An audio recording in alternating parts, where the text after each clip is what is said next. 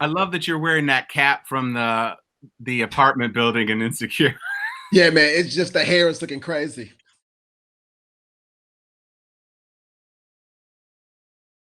Oh, bruh, I'm ready to pitch to you Unclipped, the story of a son of a vintner who gets caught up in the coronavirus and sees a need. Because if you knew how much product I had to put in my shit this morning to keep it looking decent. Bro, it is looking. I just bought some clippers. I was like, I gotta cut my boys here. I gotta cut my hair. I was like, yo, this. I was like, my hair, I'm about to come off. I was like, I'm about to just go straight low cut. Not the waves, man. You can't kill the waves. Nah, man, I'm cutting. I'm going military style, bro. I'm just like, yo, Wiz. So, what are you drinking today, Brent? I'm drinking this some rosé because I've been drinking since like 2 o'clock. So hey, Prentice, thanks so much for joining us for this interview and chat about the film. It's a really, really unique film from my perspective, which is, trying to look at culture and wine and how to make things relatable to modern audiences. And I think it has a lot of legs, not only from a cultural side of things, but there are a lot of interesting themes with respect to the family relationship, as well as some really fun things related to wine. One thing for everyone that's watching this, there will be spoilers. So if you haven't seen the film, turn off, go watch the film, and then come back.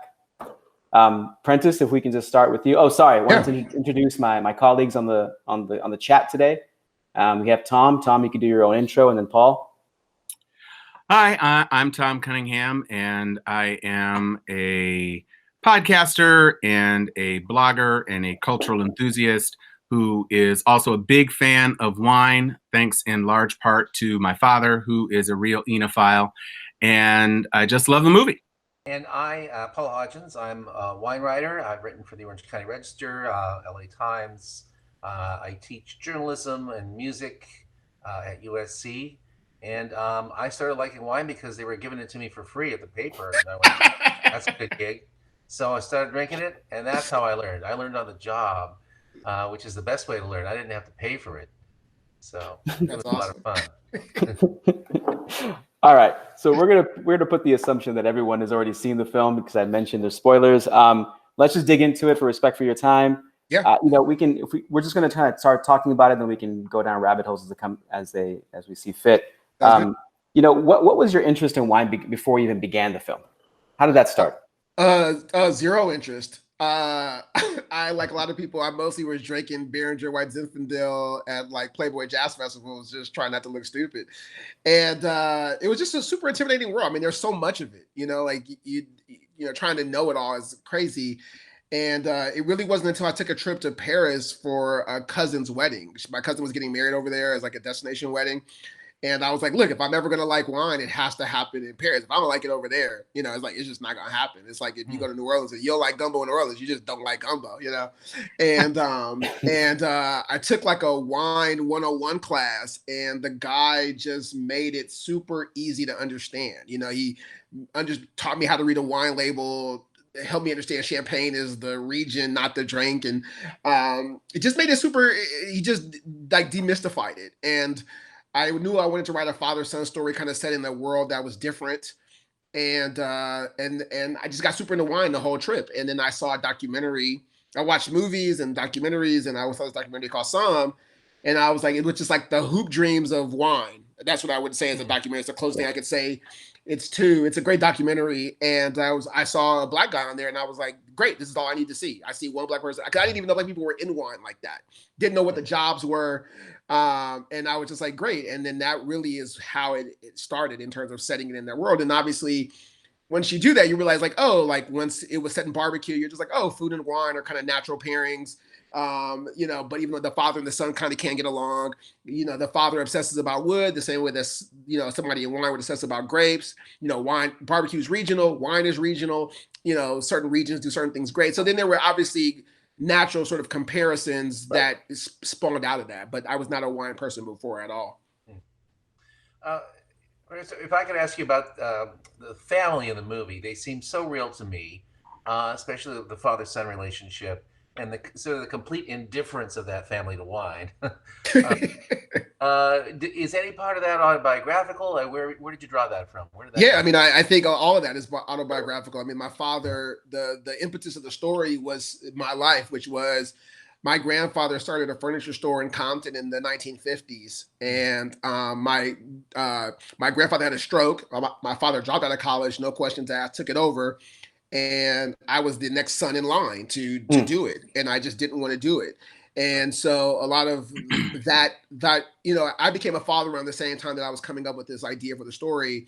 And what was interesting to me was I realized it kind of made me, once I became a father, it made me see my father no longer as quote unquote my father, but just as a guy who was 26 with a kid trying to figure it out. And I was the same thing. I was 30, 31 years old with a son, and I was starting to understand him in a different way, less judgmental, more just like, oh wow, how would it feel if my son, and I don't need my sons to go into my career path at all, but I can only imagine if I wanted my son to go on my career path and he was rejecting that, how would that make me feel? And I understood my father, I understood his not unacceptance of my career choice, but I understood why he would want me to do what he would want me to do, because it became more of an indictment on like, why don't you love me the same way I loved my father in terms of dropping out of school, no questions asked? Why don't you love me like that? And obviously he couldn't articulate that, but that became what I realized why his frustration was about it. And I wanted to write about that. And so in terms of that, the family dynamic was very much, the father-son dynamic was very much my life in a lot of ways. And my family was never not supportive, but at the time when I wanted to be a writer, there was only Spike Lee. That was the only person of color. Like, it's not like now where you're like, there's people like Kenya Barris and Issa Rae and Donald Glover and Lena Waithe, where you're like, oh, there's all Chandra Rhimes and Yvette Bowser and Justin Simien, where there's all these like young Black writers in Hollywood sort of working. There weren't people to point to. Spike Lee was the closest person I could point to. And so there was no evidence of like, oh, this is a career path that is actually sustainable or doable. One of the things that really spoke to me about the story, Prentice, just the universality of the relationship between fathers and sons, and especially how that plays out in the Black community, where when you have a family that has ownership of something, it's very different from other sort of family dynamics where there's a history of struggle. And, my family came from some brothers who were doctors, and they founded a hospital in Beaumont, Texas, because there wasn't a hospital that would allow Black people to be there. And so none of his kids went into medicine, but there is that sense and that tension that I think plays out so well between Elijah and Courtney's character, in just that he kind of does try. He's like, okay, well, if he wants to do this wine thing, I'm gonna try this other barbecue spot where maybe he can try to do his wine thing as well, and try to satisfy him, but also keep him where I want him to be. And that tension was just really cool to me. Thank you. Well, there's a couple of things I wanted to unpack from what you had said, Prentice. One was, the father and son relationship being based upon, on your relationship with your father. What did your father say, think? What kind of conversations did y'all have after he saw the film? I'm assuming he's seen the film. He called me because like it drops on Netflix at like 2 a.m. or whatever. So in my mind, I thought he would watch it like in the evening, like other people, have a glass of wine, And he called me at like 11 a.m. and was like, I saw the movie. I had like a watch party, and he lives in like an assisted living facility in Palm Springs, with like all these seniors, like a senior, community where they all have their own houses. He like had a big old thing, and he was just so proud. And I think, he was surprised, I think, at how much he didn't realize his life had meaning in my life. And I think that's what I took from that conversation, that he was really surprised at like, oh, my life and my sacrifices actually did mean something to you in some way, even though you rejected the family business and you didn't want to, and the family business had closed up when I was in high school in some way. So I never really had to answer the question like Elijah when I was 16. More big box furniture stores like Living Spaces kind of came into play. And again, when my grandfather started it, to Tom's point, Black people couldn't go into a furniture store and buy furniture. So that's partly why my grandfather started a furniture business, because he was like, I want to sell to Black people because we can't go into their stores and buy. So a lot of it was by necessity that didn't exist in 1989 and 1990 and 91. So in some ways, those things kind of went away. So yeah, but I think he was surprised at how much he didn't realize, like, oh, what my sacrifice did meant something. Prentice, what I really appreciate about this story is that it doesn't have a happy ending, a Hollywood ending. It's not Yeah. a sad ending, but as my wife and I were watching, she said, "Oh, I know how this is going to end. He's going to pass this exam." But of course, all of us in the wine business know that you don't pass that exam your first time. It's No. almost a miracle to get through it on your first Yeah. time. Was it always your intention to have that ending, or did you kind of go back and forth in your mind? So that's a great question. Originally, when I think my first, I did write a draft where he passed, Huh. and I wrote a draft where that was the culmination of the thing, right? And once I sat with that for a while, because that is what you expect, right? That is that kind of, there's a version of that movie that exists, right? Mhm. And it just always felt false. I didn't know why it felt false. It just didn't feel as satisfying to me. And the truth is, beyond the obvious that like passing that test, there's like less than 300 master psalms in the world. Like forgetting that part of it, right? You go like, oh, we're gonna suspend belief, because like even in the real psalms, like there's levels of psalms. You don't go from like Right. a not psalm to a master. But like barring, but again, in Hollywood, like in a movie, you just don't want to get into like there's level 1 and 2s and 3s or whatever. So, but barring that part, I was like, part of the point, the whole point of the movie isn't whether or not he passes this test. Right. The whole point of the movie is like this guy has to become a man, right? It's what he does when the character gets knocked down, right? Then what? That's when it becomes more interesting, right? And Yeah. I think that was kind of the point, is like the Hollywood version of this is like, oh yeah, he passed the test and he and his dad are amazing and blah blah blah. And I think I've found that the ending has been the most controversial. I mean, this movie's not controversial, but the most controversial part of the movie is the ending, because I think some people want a happy ending, right? Which is like it's all wrapped up in a bow, and I watched this movie, and that's my satisfying part. And I think the truth of it is, part of being a man is when you don't know if you're gonna pass, do you get back up, right? Do you continue on? Which is what his father wants for him, which is being a man, which is saying to your father, I don't want to do, because in the beginning of the movie, he's doing a lot of things that children do, right? He's like not being fully honest about what he wants to do. He's kind of using the mom as a barometer to kind of stay behind. And then by the end, he's calling his father, being like, I'm not going to make it today. I'm going back to school. I'm not hedging. I'm not kind of like dancing around it. He's like, I'm getting back up, and I don't know if I'm going to pass, but like I'm going to get back at it. And the father can accept that, because at the end of the day, I think that's what his father wants for him, is to be a man. I think the father believed being a man will happen for you in the restaurant, like it did for me. But I think, to me, I always view that moment as, this is really Elijah stepping into manhood and going his own way. What I appreciated about that relationship, among other things, was the fact that there wasn't like one big blow up, one way or the other, between the father and the son, right? There were no ribs being thrown back and forth. There were no plates being smashed. It was just, he was like the father. He was played very well. First of all, I think Courtney Vance did a fabulous job. Courtney was great. He was amazing. Courtney was great. And it's funny, like Courtney had so many ideas. I had so many, like I wrote that part. Obviously I wrote a lot like me, and I wrote Lewis a lot like me in the beginning. And to Courtney's credit, I wrote Lewis a lot like my father, and my father curses and says the N-word like he says the word the. And so I'd written Lewis in a lot of that voice, and to Courtney's credit, and this is just one example of all of Courtney's brilliance to play this part. But he was like, I just don't think the character Lewis would say the N-word a lot. And at first I was like, well, you don't know my father. Like, he talks that way all the time. Right. And Courtney was like, but yeah, this guy grew up in Memphis though. And like, this guy grew up at a time where like, he would have seen his father actually like Memphis has so much civil rights, right? Like, the poster, and King was assassinated at the Lorraine Motel. And like, he would have seen his father, it's the South, it's not California, right? But I grew up in California, like my father mostly grew up in California. So like, Courtney's character would have seen at a young age, his father probably like march with the I'm a Man poster. He would have seen his father like, have dogs sticked on him or a hose put on him. He would have seen his father like struggle as a black man in a city where like trying to get a loan to open a restaurant. He would have seen his father like maybe been a trash person who works in sanitation to like open a restaurant.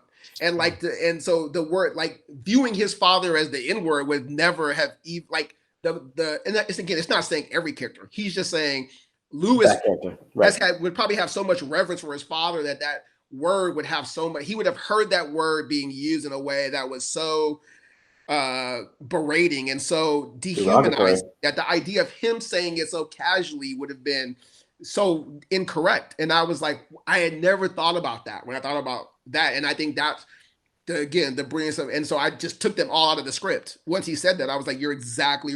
And I even added the line when Courtney is talking to Mamadou's Elijah's character, the character Elijah, and he's like, "Yeah, I saw my dad start this from nothing. I saw my dad walk with King, like." You know, and so I just added that just because when Courtney and I were talking, he said that, and I was like, "Oh, that is." And I think that's the difference between writing in a vacuum in LA and then getting to Memphis and then seeing the city and letting that inform more of the character's choices, you know. And I just thought that Courtney was so brilliant in understanding that. And I was like, oh, that's why you're Courtney, like B. Vance. Yeah. I have to say, while we're on the topic of Courtney, and you dropped the spoiler about Elijah's mom, the chemistry that Courtney and Niecy had was just absolutely incredible. Yep. And Brilliant. she had a difficult job in balancing being, to an extent, one of the two openly comedic characters, but also playing the nuance of having absolutely the most emotionally devastating moment and arc in the movie.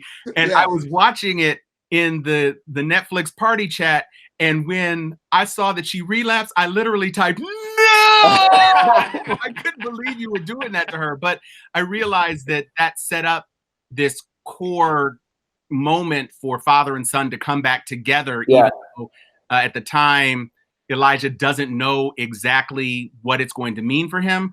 But they were just absolutely magic when they were dancing together, you know, do French shit. I mean, just everything about her was just astonishing. I'm so glad you said that, because it was also important for me to show like older Black love too, right? As opposed to like the typical thing you might see, which is like he's complaining about his wife. And I was like, no, this is a couple that still has sex. Like I still wanted to portray them as like a couple that actually, you could see that because I guess they had been in a Robert Altman movie. They had been in Cookie's Fortune together.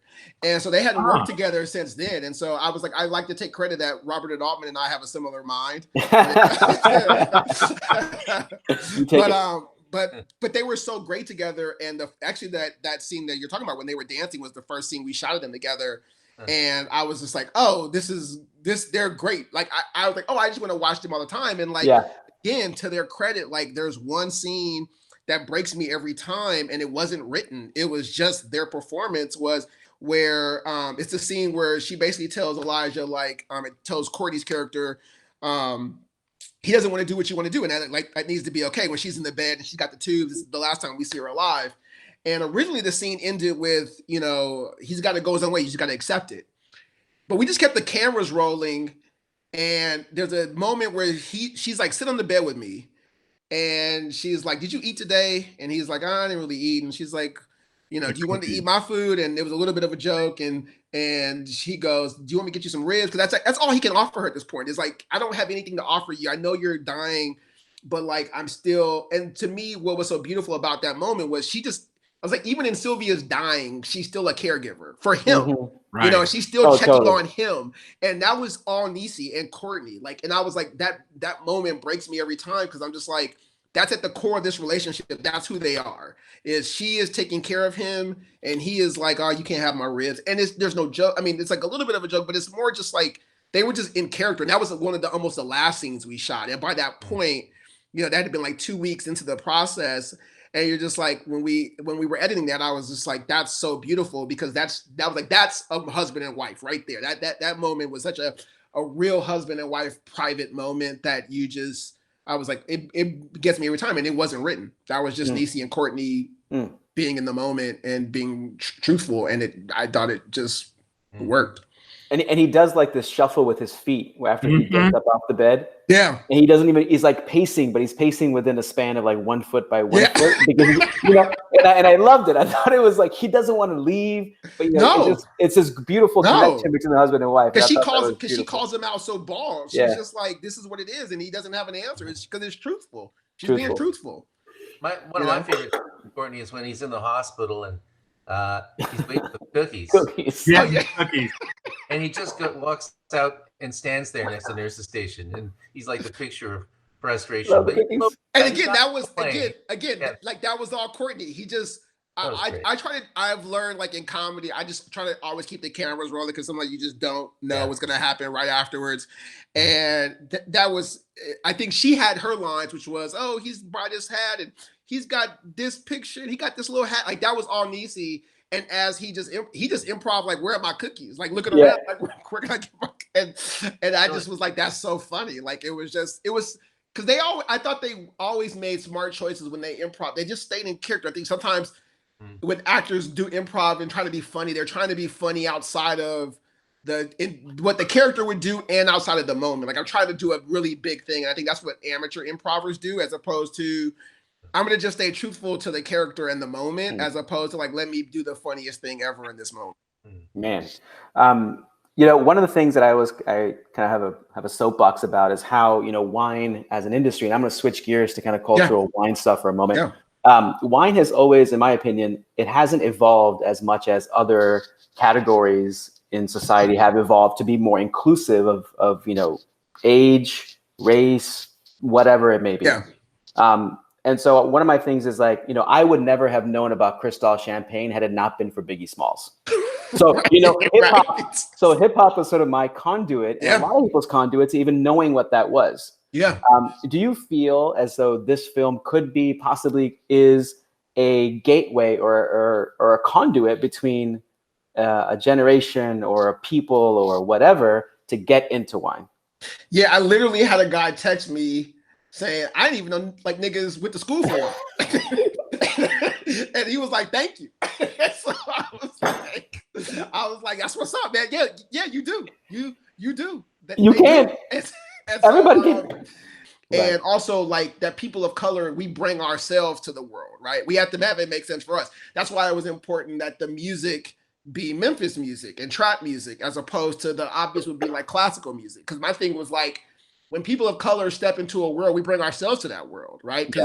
And so my thing was, before Elijah would go into the test, he probably would be listening to some trap music. He probably would be pumping himself up to it, right? Totally. And so my thing was, as opposed to like feeling like he has to be something else in that world, he can be himself and like immediately catch you off guard. And so I knew I needed a scene for the audience to be like, hey, this isn't going to be like a typical stuffy conversation about this, right? Because I knew I wanted a scene to make the audience feel how I felt at that wine bar.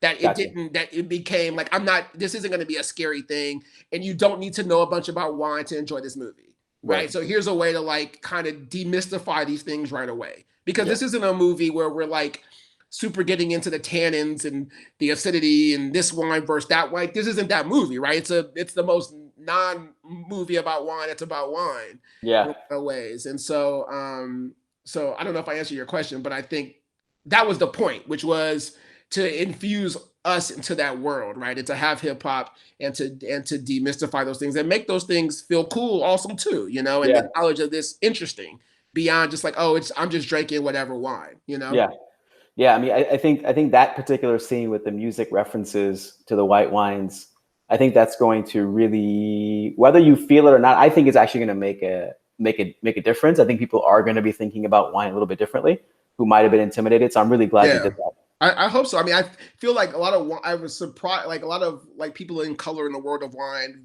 via Psalms or people that own wine labels or wine journalists were like, even you just making this movie where we occupy this space. Yeah. But because I think like the other version of this movie is like, if you swap out the colors, Elijah would be, I always go like, working on Insecure for HBO, you go like, normally Issa Rae's character would be like the fourth lead of a sitcom.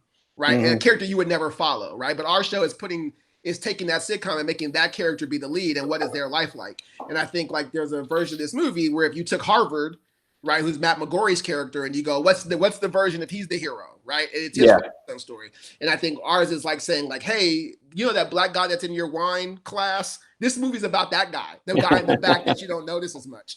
And it's making his life front and center. And I think that's what hopefully that's what people in the wine world are like, you show that we exist in this world and we're not just that person in the corner.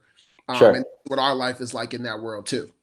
I took away 2 points from that scene, which I thought was one of the most amazing meet cutes ever in a Black romantic comedy. And B, I left that scene 100% sure that Drake was going to be getting a vineyard just so that he could have. He loves Moscato. I am Drake loves sure Moscato. Drake right now is like, do, do, do, do, do, do, do. Yep. Yo, I need to get some white wine like now. If he was on it, he would do that In 100%. a second, some OVO right now. So, It's funny.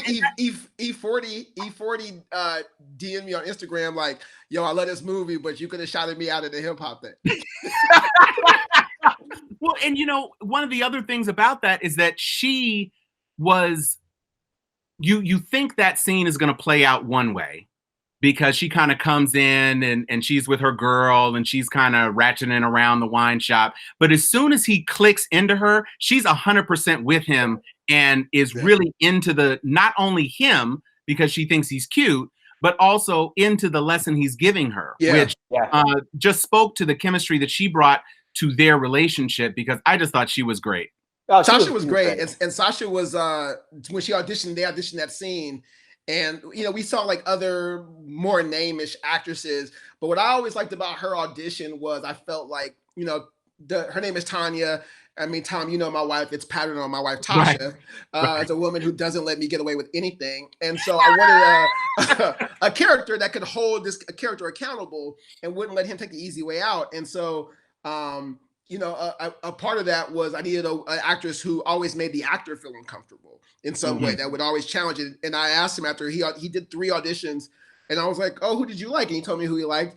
And in our audition, I always liked how he made him kind of awkwardly laugh because uncomfortable because she was pushing him. And he was like, Sasha always just made me feel uncomfortable. I always feel like I had that. And I was like, great, that's who we're casting. And she was awesome. And they were great together. I thought they were so great together. And I was fascinated with the character. I forget his name, the rich guy who Matt McGorry at Harvard. Yeah, and that brought up a lot of interesting issues for me. One is there's definitely a class schism there, right? Here's this rich kid who doesn't think twice about going to Paris, but then we find out he can't stay because his father, after all, does not approve of what he's doing. Yeah. Right? Yanks him out of there, which is kind of unexpected. So I thought there was a lot going on in that scene where he has to tell Elijah, "Look, I'm leaving. I can't pay for your half." You feel angry at him, but also you feel a little sorry for him. I thought that was really, really well. That's such a fascinating character. He could have been just a bad guy, right? But he was much more complex than that. Yeah, I think that's what we tried to do. I think Matt McGorry brought so much of that. Like Vicky Thomas, who did our casting, who's casted other things I've done, is so amazing. Mm-hmm. And there were other actors that came in that had more of a physical part of what you expect that character to look like, right? Which is very much like Johnny from Karate Kid, which is like chiseled face and But the one thing I really love about white people too is like people who have no reason to be arrogant are super arrogant and cocky, and physically Matt McGorry kind of has no reason to be super that arrogant and cocky, but he is, and even the way he would stand the first time we saw him was so like cocky and just like it was over the top. And there's a version where you like, oh, he's gonna be one note. But what I love is like he and Elijah, which I think Matt McGorry brought so much humanity to that part, which is like he and Elijah are somewhat kindred spirits, that they both sort of share this sort of, Matt McGorry says early on, look, my father doesn't approve of what I got to do either, but like, I got to do what I got to do, which is like, I know what you're feeling. Right. But obviously he doesn't stand up to his father in the same way when push comes to shove. Right. And Matt, in that scene, one of the things that I was trying to tell him, I was like, you're embarrassed by how you presented yourself. And like, you have to carry a lot of shame in this scene. And so as much as you can not want to look him in the eye to own your mistake, don't, and Matt just really leaned into the embarrassment that he had brought this guy all the way out here, this black, not even just a black guy, just your friend, out here, and kind of leaving him hanging, and there's nothing you can do. And Matt just brought, I thought, so much sympathy to his part in that scene as well. So that was all Matt. That was one of the things that I really liked about a number of characters in the film, that you really think just because everybody's watched so many movies, you think oh, here's this guy and he's arrogant. Yeah. How's he gonna dick Elijah and what's he gonna do? And you're waiting on that. And I was even looking in the chat. It was like, oh, here we go, Harvard asshole. But by the time his character arc ends, you really see, oh, damn, he was just a human guy Yep. who was dealing with something, like you said, that was very similar to what Elijah was facing, but he didn't have the stones to actually do it. He Yeah. actually had to give up, and he knew, and it gutted him to see how much Yeah. that was affecting Elijah. And I think that's real life, you know, like that to me was always the thing. Like one of the things that I would tell our production staff, whether it was production designer or wardrobe or our DP or anything, was like, look, this is like life on a Tuesday. It's not a special day. It's not a special. It's not Christmas time. These are just people being regular, just going about their lives, and it should never feel like we're catching a special moment in time. It's just a Tuesday, and you make these decisions on these sort of random days that you don't know are going to impact the rest of your life. Harvard included. Same way with Elijah. Same way with all these characters. It's just they're just regular. It's just it's just about them being super basic. And I feel like sometimes people of color never get to be basic. We always have to be either amazing, wonderful, stylish, good dressers, all these things that have become super archetypes and become almost we become more two-dimensional. And I was like, these are just people that are just going about their normal lives. They're not facing an extraordinary moment in time. The only character I liked but I didn't know who they was the brown girl. How come the Indian girl got no name? There was no name. Tom and I were talking about she did. It was never mentioned. I saw the film twice. I realized that. I was like, oh, I never mentioned Mira's name. And Mira was but again, like that was like to me, like that was so important, not just to have like a woman, but someone of that descent, right? Yeah. Which is like again, like I remember looking at pictures, and I remember I was looking at a wine class, and I was like, okay, it was mostly white people in the front, and I was like, I want to cast somebody like her. And there was an Egyptian girl in the back of this wine class, and I was like, that's who this movie, like that's like, because you don't associate people of color again in this world. And obviously again, if you watch the documentary Psalm, you see there are so many different people of colors and backgrounds it was important. Yeah, I'm glad you did that, but I wish what was her name? What was her character name? I based her on another friend of mine named Kira, who is super sarcastic, and I thought that energy is really good and dry. And so obviously, and then weirdly, the actress's name was Mira. And so it sort of became like this sort of weird thing. But Mira was, I mean, she came in her audition, and she was funny. She was so funny. Shout out to Mira, who got no name character. Shout out to homegirl. Mira Kira Lira. Mira Kira Lira, yeah.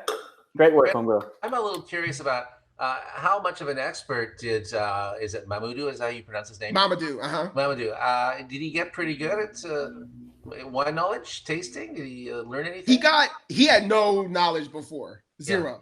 Yeah. So by the end, I think where he got to, which I thought was, because he was like, and I've heard him say this, he was like, I'm never going to know what these things actually mean. To his credit, he was like, and obviously I don't want to just be saying lines. He just said, I just need to understand how it works. And if I can understand in my mind how it works, I can understand what I'm trying to do. And I thought that was such a smart way to approach the wine stuff. I mean, he even held the wine glasses. I think how Assam would hold them at the last scenes where he's with his father in the hotel room and they're about to play dominoes, and he brings the glass over. I thought he held it just the way Assam would hold it. And we had Assam on set, Ryan Radish from Memphis, who was like I think a level 3. He had just taken the master test, and obviously we had D-Lynn, who's a huge D-Lynn Proctor is great. Yeah, D-Lynn Proctor, right? And so we had those guys. Was the barbecue real? Because I was getting really, really hungry. The barbecue was super real. It was so funny. We went to a place the barbecue that we got was from a place called Cozy Corner in Memphis, which is a Black family run barbecue stand in Memphis. And we actually had to build the restaurant. It used to be a restaurant in the 50s. Then it became a recording studio. And then it was going to be too cost prohibitive to actually close down a restaurant. So we found a place that used to be a restaurant, repurposed it back to a restaurant. Wow. And then all that stuff in there was all production design. That place it was literally a locked up place that used to be a recording studio that we had to go in and pull all the things off and redo. Amazing. And our production designer was amazing. And like Kendall. And to that point, we would have barbecue cooking in the back or reheating it. And obviously with the extras, we had a line outside. And so then sometimes people would come in thinking that we were a new barbecue restaurant and get in line and then actually come and get an order. And we were like, no, this is like a move, because a lot of the cameras would be behind the scenes or in the back or whatever. And people were like, wait, what do you mean it's not a real, but I smell it. And I was like, we were like, yeah, we know you smell it, but it's not, it's like reheated, just keeping it warm. They're like, but there's a line. I know, but these are extras. Not, we had to like start parking cars, like prop cars in the front of the restaurant, because people would pull up because you'd smell it from the street and you'd see the smoke coming out of the, because like oh my God. They built a barbecue shed with all these oil drum barbecue things. So it was a real working barbecue restaurant actually there. Oh my God. And I mean, the barbecue was great every day. I'm sure I gained 20 pounds by the time Man, I would have messed up on set as an extra just to get more barbecue. No, we got to do that scene over. No, I got to get that. Let me get that rib again. Do you think in another world, or think after the film or after we see it, Elijah takes over the bar at the new restaurant to become something? I don't know. Like I think that character's done with it. I think like sometimes, in life, other people step up, right, to do stuff. And I think like, one of the things I also one of the things that it's such a small detail, but one of the things that I was like, oh, the sister actually becomes a good cook once the mom dies, which I thought was kind of funny that it took the mother to die for her to be like a decent cook. But I could easily see like in the way that you think your life is going to go one way and it doesn't, right? Like I could easily see the sister, because of her love of family, like run the restaurant. So we're not going to see like a Cheers version as a sitcom of the barbecue restaurant. Not with me attached. No, not with me attached. I think that crazy cousin who was becoming increasingly bougie as the film went on, he's going to end up doing the pairings at the barbecue spot. He probably would. He would. I think JT would like try to figure out how to make it hot, like how to make the place popping. Chabliss was my favorite. Chabliss. Again, all Bernard's ad lib. That was all Bernard. Chabliss.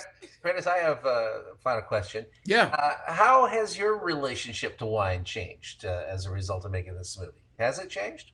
100%. I mean, I think I had like a really love for it after that trip.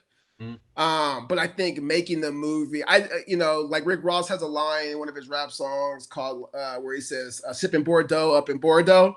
And I got to do that. And like when we were in Paris, and I was like, I remember we were filming we filmed the harvest scene in the opening before we actually went back and filmed the rest, because you can tell it's snowing by the time we actually go back. And in the harvest, we had to film the harvest in September. And when I was there in September was literally almost 4 years to the date where I was there the previous 4 years when the idea came.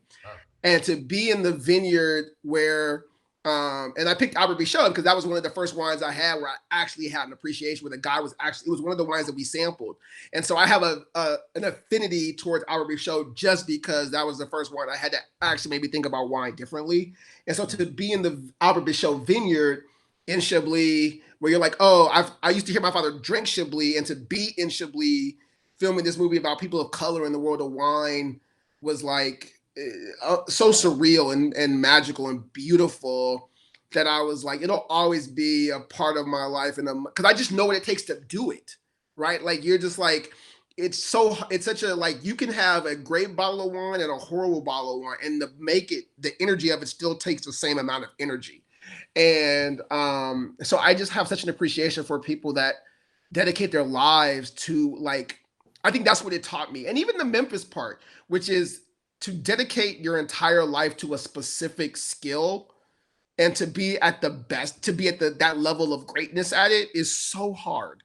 It's so hard. So I don't dismiss wine as like, it's just like a cheap, it's like, it's hard. It's so hard to do that. Like, I always am willing to try. I'm much more like, tolerance the wrong. I'm just much more appreciative of what it takes to put that in a glass that people will drink and have conversations about, or talk about the way the world works, and to come together as a family and have a moment. Because that's what I think too, like wine is indicative of. It's like they were drinking it back before time began, and drinking in the Bible. And it was such a thing that so communal, right? To have a glass of wine and be better selves, right? You Yep. don't drink a glass of wine and like start arguing.